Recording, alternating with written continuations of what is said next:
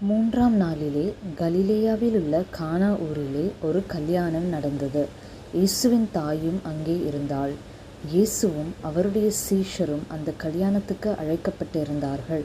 திராட்சரசம் குறைவுபட்ட போது இயேசுவின் தாய் அவரை நோக்கி, அவர்களுக்கு திராட்சரசம் இல்லை என்றாள். அதற்கு இயேசு, ஸ்திரீயே, எனக்கும் உனக்கும் என்ன? என் வேலை இன்னும் வரவில்லை என்றார். அவருடைய தாய் வேலைக்காரரை நோக்கி, அவர் உங்களுக்கு என்ன சொல்கிறாரோ அதின்படி செய்யுங்கள் என்றாள்.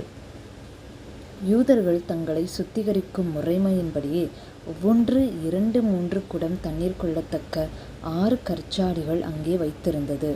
இயேசு வேலைக்காரரை நோக்கி, ஜாடிகளிலே தண்ணீர் நிரப்புங்கள் என்றார். அவர்கள் அவைகளை நிறைய நிரப்பினார்கள்.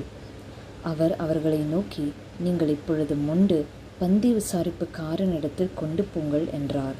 அவர்கள் கொண்டு